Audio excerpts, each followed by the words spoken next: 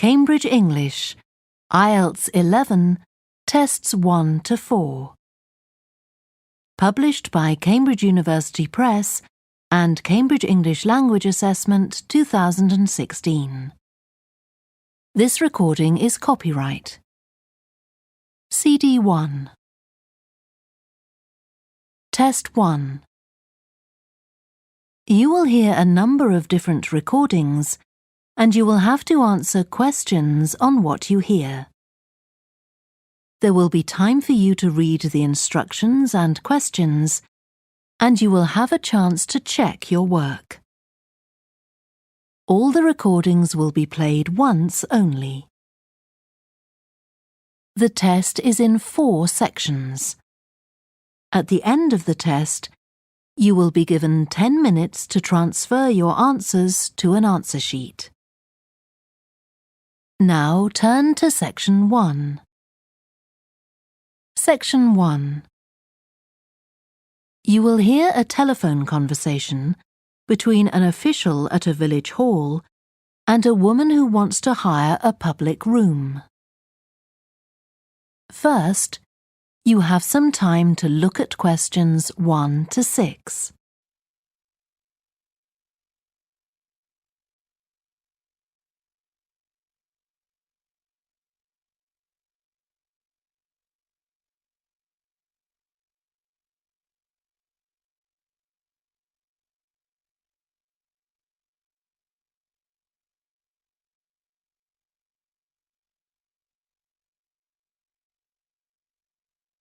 Now we shall begin.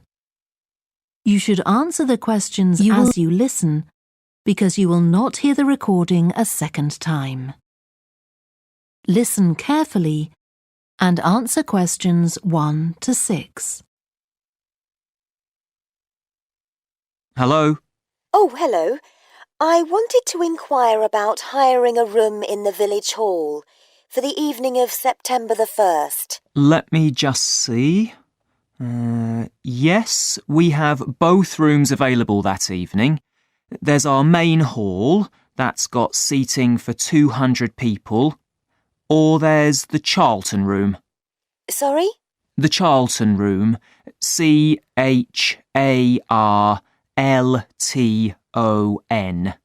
That's got seating for up to 100. Well, we're organising a dinner to raise money for a charity, and we're hoping for at least 150 people. So, I think we'll go for the main hall. How much would that cost? Let's see. You wanted it for the evening of September the 1st? Yes, that's a Saturday. So, from 6 p.m. to midnight, that'd be £115. That's the weekend price. It's £75 on weekdays. That's all right. And I have to tell you, there's also a deposit of £250, which is returnable, of course, as long as there's no damage. But we do insist that this is paid in cash. We don't take cards for that. You can pay the actual rent of the room however you like, though. Cash, credit card, cheque. Oh, well, I suppose that's okay. So, does the charge include use of tables and chairs and so on? Oh, yes. And what about parking? Yeah, that's all included. The only thing that isn't included is, you said you were organising a dinner? Yeah. Well, you'll have to pay extra for the kitchen if you want to use that. It's £25. It's got very good facilities, good quality cookers and fridges and so on. OK. Well, I suppose that's all right. We can cover the cost in our entry charges. Right, so I'll make a note of that. Now, there are just 1 or 2 things you need to think about before the event. For example, you'll have to see about getting a licence if you're planning to have any music during the meal. Oh, really? It's quite straightforward. I'll give you the details later on. And about a week or 10 days before your event, you'll need to contact the caretaker, that's Mr. Evans, to make the arrangements for entry. He'll sort that out with you. And do I give him the payment as well? No, you do that directly with me. Before you hear the rest of the conversation, you have some time to look at questions 7 to 10.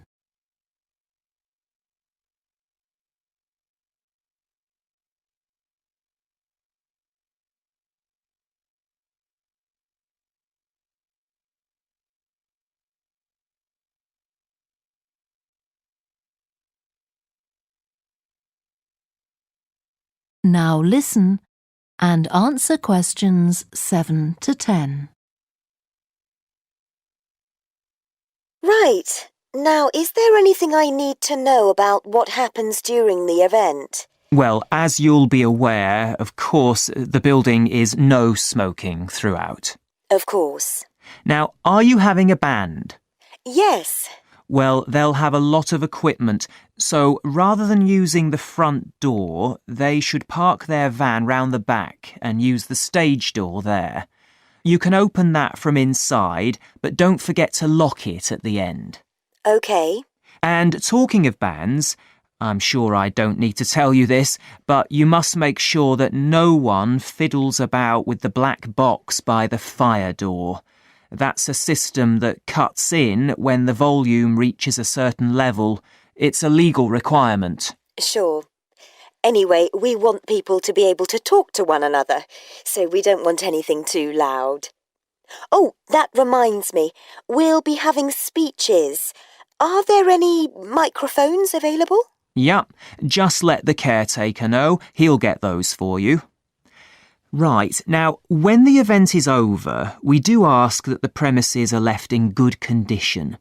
So there's a locked cupboard, and you'll be informed of the code you need to open that. It's got all the cleaning equipment, brushes and detergent and so on. Right. So what do we need to do after everyone's gone? Sweep the floors, I suppose? Well, actually, they have to be washed, not just swept. Then you'll be provided with black plastic bags, so all the rubbish must be collected up and left outside the door.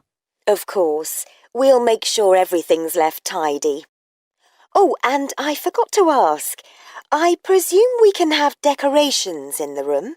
Yes, but you must take them down afterwards. Sure. And the chairs and tables should be stacked up neatly at the back of the room. I'll make sure I've got a few people to help me. That is the end of section 1. You now have half a minute to check your answers.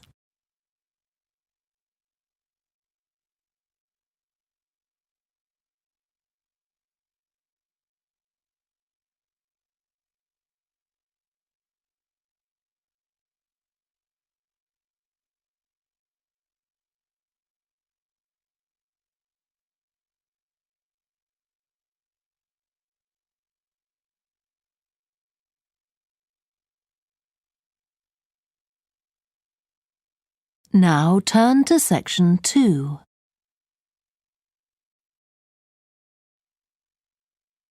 Section 2.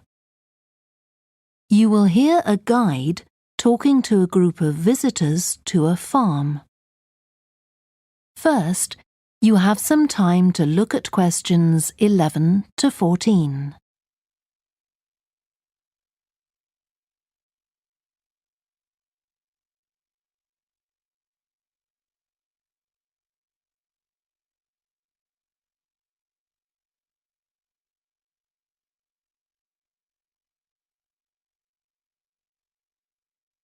Listen carefully and answer questions 11 to 14. Welcome to the Fiddy Working Heritage Farm. This open-air museum gives you the experience of agriculture and rural life in the English countryside at the end of the 19th century. So you'll see a typical farm of that period, and like me, all the staff are dressed in clothes of that time. I must give you some advice and safety tips before we go any further. As it's a working farm, please don't frighten or injure the animals. We have a lot here, and many of them are breeds that are now quite rare. And do stay at a safe distance from the tools. Some of them have sharp points, which can be pretty dangerous, so please don't touch them. We don't want any accidents, do we? The ground is very uneven, and you might slip if you're wearing sandals, so I'm glad to see you're all wearing shoes. We always advise people to do that. Now, children of all ages are very welcome here, and usually even very young children love the ducks and lambs, so do bring them along next time you come. I don't think any of you have brought dogs with you, but in case you have, I'm afraid they'll have to stay in the car park unless they're guide dogs. I'm sure you'll understand that they could cause a lot of problems on a farm. Before you hear the rest of the talk, you have some time to look at questions 15 to 20.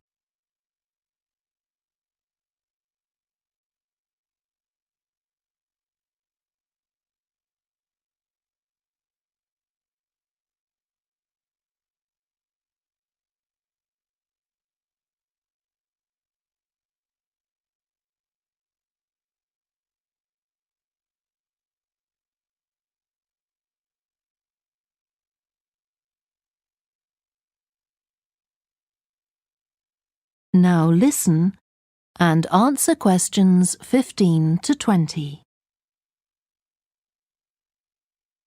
Now let me give you some idea of the layout of the farm. The building where you bought your tickets is the new barn immediately to your right, and we're now at the beginning of the main path to the farmland, and of course the car park is on your left. The scarecrow you can see in the car park in the corner beside the main path is a traditional figure for keeping the birds away from crops. But our scarecrow is a permanent sculpture. It's taller than a human being, so you can see it from quite a distance. If you look ahead of you, you'll see a maze. It's opposite the new barn, beside the side path that branches off to the right, just over there. The maze is made out of hedges which are too tall for young children to see over them, but it's quite small, so you can't get lost in it. Now, can you see the bridge crossing the fish pool further up the main path? If you want to go to the cafe, go towards the bridge and turn right just before it. Walk along the side path and the cafe's on the first bend you come to. The building was originally the schoolhouse, and it's well over 100 years old. As you may know, we run skills workshops here, where you can learn traditional crafts like woodwork and basket making. You can see examples of the work and talk to someone about the courses in the Black Barn. If you take the side path to the right, here, just by the new barn, you'll come to the Black Barn, just where the path first bends. Now, I mustn't forget to tell you about picnicking, as I can see some of you have brought your lunch with you. You can picnic in the field, though do clear up behind you, of course. Or if you'd prefer a covered picnic area, there's one near the farmyard, just after you cross the bridge. There's a covered picnic spot on the right. And the last thing to mention is Fiddy House itself. From here you can cross the bridge, then walk along the footpath through the field to the left of the farmyard. That goes to the house, and it'll give you a lovely view of it. It's certainly worth a few photographs, but as it's a private home, I'm afraid you can't go inside. Right, well, if you're all ready, we'll set off on our tour of the farm. That is the end of section 2.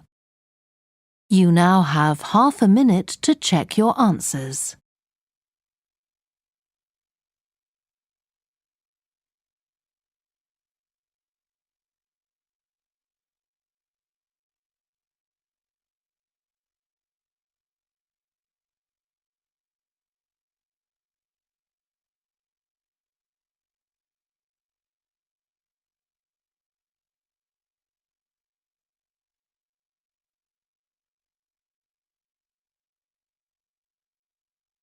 Now turn to section 3. Section 3. You will hear two psychology students called Lisa and Greg discussing a project they have to do. First, you have some time to look at questions 21 to 27.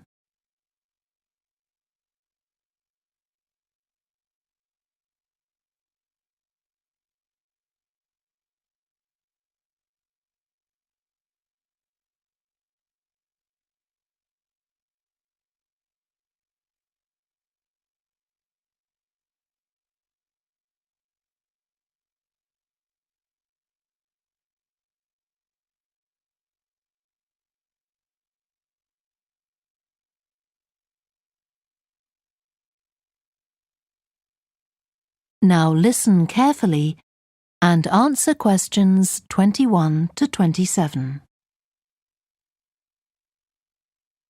OK, Greg, so I finally managed to read the article you mentioned, the one about the study on gender in physics. About the study of college students done by Akira Miyake and his team. Yeah, I was interested that the researchers were actually a mix of psychologists and physicists. That's an unusual combination. Yeah, I got a little confused at first about which students the study was based on. They weren't actually majoring in physics, they were majoring in what's known as the STEM disciplines. That's science, technology, engineering and math.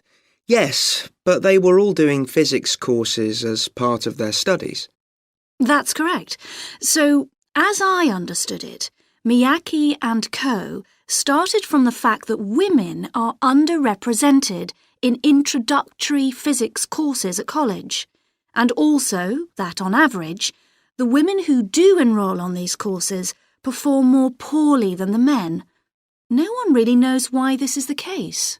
Yeah, but what the researchers wanted to find out was basically what they could do about the relatively low level of the women's results. But in order to find a solution, they needed to find out more about the nature of the problem. Right. Now, let's see if I can remember. It was that in the physics class, the female students thought the male students all assumed that women weren't any good at physics. Was that it? And they thought that the men expected them to get poor results in their tests. That's what the women thought, and that made them nervous, so they did get poor results. But actually, they were wrong. No one was making any assumptions about the female students at all. Anyway, what Miyake's team did was quite simple, getting the students to do some writing before they went into the physics class. What did they call it? Values affirmation.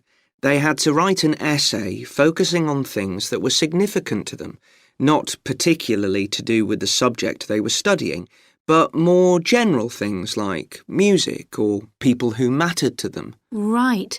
So the idea of doing the writing is that this gets the students thinking in a positive way. And putting these thoughts into words can relax them and help them overcome the psychological factors that lead to poor performance. Yeah.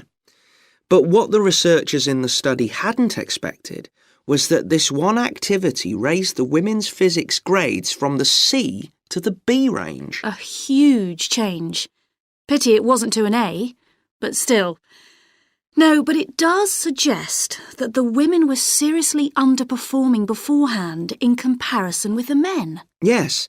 Mind you, Miyake's article left out a lot of details, like did the students do the writing just once or several times? And had they been told why they were doing the writing? That might have affected the results. You mean if they know the researchers thought it might help them to improve, then they just try to fulfill that expectation? Exactly. Before you hear the rest of the discussion, you have some time to look at questions 28 to 30.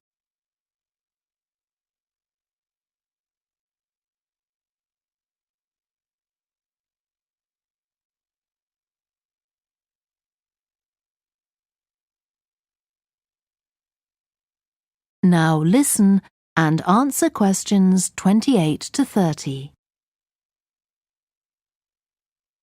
So anyway, I thought for our project we could do a similar study, but investigate whether it really was the writing activity that had that result. OK, so we could ask them to do a writing task about something completely different, something more factual, like a general knowledge topic. Maybe. Or we could have half the students doing a writing task and half doing something else, like an oral task. Or even half do the same writing task as in the original research and half do a factual writing task. Then we'd see if it really is the topic that made the difference or something else. That's it. Good. So, at our meeting with the supervisor on Monday, we can tell him we've decided on our project. We should have our aims ready by then. I suppose we need to read the original study. The article's just a summary. And there was another article I read by Smolinski. It was about her research on how women and men perform in mixed teams in class, compared with single-sex teams and on their own. Let me guess. The women were better at teamwork. That's what I expected. But actually, the men and the women got the same results, whether they were working in teams or on their own. But I guess it's not that relevant to us. What worries me, anyway, is how we're going to get everything done in the time. We'll be okay now we know what we're doing. Though I'm not clear how we assess whether the students in our experiment actually make any progress or not. No, we may need some advice on that. The main thing's to make sure we have the right size sample, not too big or too small. That shouldn't be difficult. Right, what do we need to do next? We could have a look at the timetable for the science classes, or perhaps we should just make an appointment to see one of the science professors. That'd be better. Great. And we could even get to observe one of the classes. What for? Well, OK, maybe let's just go with your idea. Right, well, I think that's everything for now. That is the end of section 3. You now have half a minute to check your answers.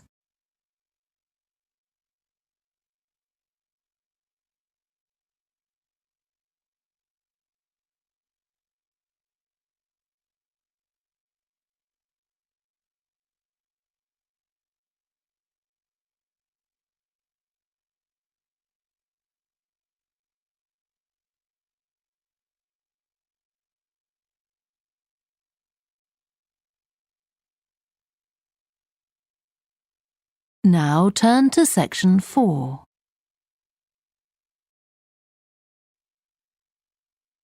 Section 4.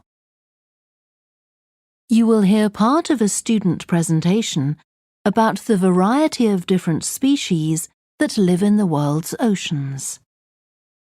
First, you have some time to look at questions 31 to 40.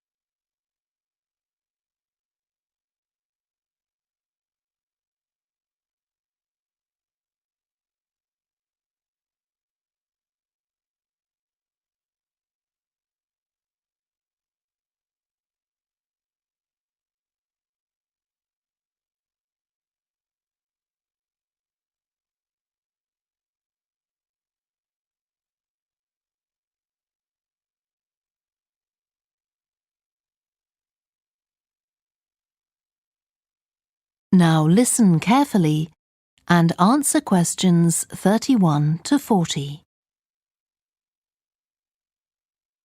I've been looking at ocean biodiversity. That's the diversity of species that live in the world's oceans. About 20 years ago, biologists developed the idea of what they called biodiversity hotspots. These are the areas which have the greatest mixture of species. So, one example is Madagascar. These hotspots are significant because they allow us to locate key areas for focusing efforts at conservation. Biologists can identify hotspots on land fairly easily, but until recently, very little was known about species distribution and diversity in the oceans, and no one even knew if hotspots existed there. Then a Canadian biologist called Boris Worm did some research in 2005 on data on ocean species that he got from the fishing industry. Worm located 5 hotspots for large ocean predators, like sharks, and looked at what they had in common. The main thing he'd expected to find was that they had very high concentrations of food, but to his surprise, that was only true for 4 of the hotspots. The remaining hotspot was quite badly off in that regard. But what he did find was that in all cases, the water at the surface of the ocean had relatively high temperatures, even when it was cool at greater depths. So, this seemed to be a factor in supporting a diverse range of these large predators. However, this wasn't enough on its own, because he also found that the water needed to have enough oxygen in it. So these 2 factors seemed necessary to support the high metabolic rate of these large fish. A couple of years later, in 2007, a researcher called Lisa Balance, who was working in California, also started looking for ocean hotspots, but not for fish. What she was interested in was marine mammals, things like seals. And she found 3 places in the oceans which were hotspots, and what these had in common was that these hotspots were all located at boundaries between ocean currents. And this seems to be the sort of place that has lots of the plankton that some of these species feed on. So now people who want to protect the species that are endangered need to get as much information as possible. For example, there's an international project called the Census of Marine Life. They've been surveying oceans all over the world, including the Arctic. One thing they found there, which stunned other researchers, was that there were large numbers of species which live below the ice, sometimes under a layer up to 20 meters thick. Some of these species had never been seen before. They've even found species of octopus living in these conditions. And other scientists working on the same project but researching very different habitats on the ocean floor have found large numbers of species congregating around volcanoes, attracted to them by the warmth and nutrients there.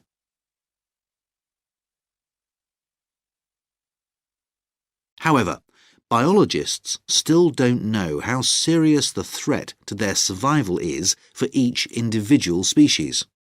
So a body called the Global Marine Species Assessment is now creating a list of endangered species on land, so they consider things like the size of the population, how many members of one species there are in a particular place, and then they look at their distribution in geographical terms. Although this is quite difficult when you're looking at fish because they're so mobile. And then thirdly, they calculate the rate at which the decline of the species is happening. So far, only 1,500 species have been assessed, but they want to increase this figure to 20,000. For each one they assess, they use the data they collect on that species to produce a map showing its distribution. Ultimately, they will be able to use these to figure out not only where most species are located, but also where they are most threatened. So, finally, what can be done to retain the diversity of species in the world's oceans? Firstly, we need to set up more reserves in our oceans, places where marine species are protected. We have some, but not enough. In addition, to preserve species such as leatherback turtles, which live out in the high seas but have their nesting sites on the American coast, we need to create corridors for migration, so they can get from one area to another safely. As well as this, action needs to be taken to lower the levels of fishing quotas to prevent overfishing of endangered species. And finally, there's the problem of bycatch. This refers to the catching of unwanted fish by fishing boats. They're returned to the sea, but they're often dead or dying. If these commercial fishing boats used equipment which was more selective so that only the fish wanted for consumption were caught, this problem could be overcome. OK, so does anyone have any questions about... That is the end of section 4. You now have half a minute to check your answers.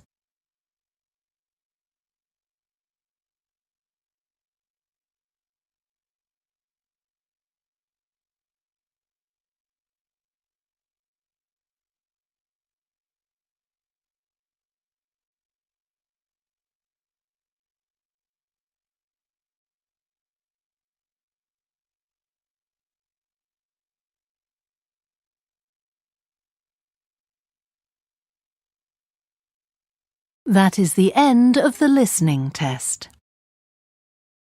You now have 10 minutes to transfer your answers to the answer sheet. Please stop writing and wait for your question booklet to be collected.